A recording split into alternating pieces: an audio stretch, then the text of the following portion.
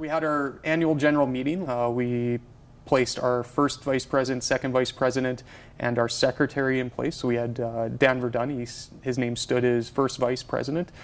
Darian Rosario, out of MD of Greenview, is elected as our second vice president, and Darian's role will be looking after and working directly with our zone representatives, and that's a very critical role because that is boots on the ground. Again, we go back to the grassroots needs of the organization and what we're here for. We want to make sure that we're there for those training officers. So Darian, we're excited to have him come on board on our executive.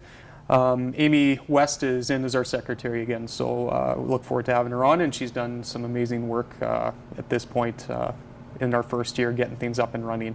And we're excited to have Dan back as our first vice in his new role as fire chief with Grand Prairie County, working with me directly on building the association and building relationships, and doing our conference committee work and leading our plans for a 2019 training officers conference.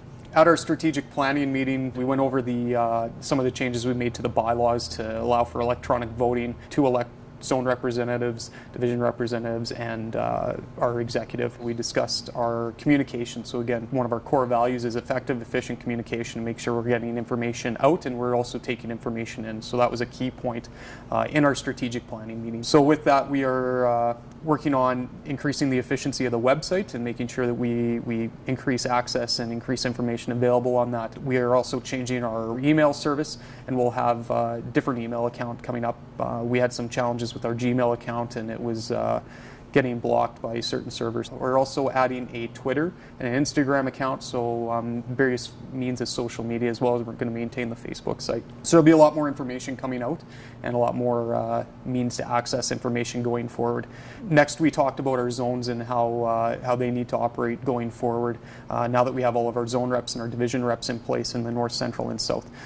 So there'll be three major meetings coming up in 2019. We'll have a initial first quarter meeting in February to early March based on availability, and we're really looking at again getting a finger on the pulse of the fire service and when it comes to training and training officers' needs and what they're seeing and what they want out of the association. With regards to conference, we're working on a 2019 conference, hands-on training skills related to most recent fire science information that's coming out of the From Knowledge to Practice program out of and curriculum out of Ottawa.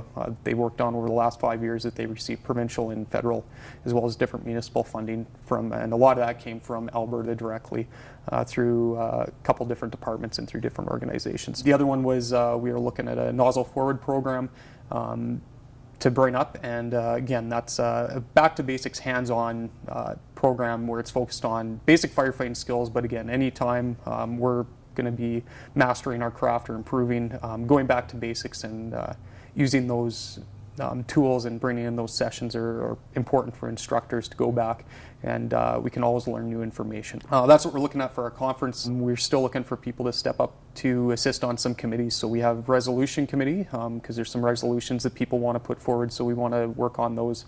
And Ed Mello has stepped up as our resolutions committee chair, and so he's looking for people to assist with that. Professional development's run by Corey Schramm, and he's looking for people to help with that, to plan training officer development in different training programs. We also are looking at 2020, so when we announce our AGM for 2019, we'll announce the location and hopefully have some training to go along with that, so there's some value to attend outside of just a meeting. You can actually come out and have some fun and get a bit of a sweat on, hopefully, doing some training.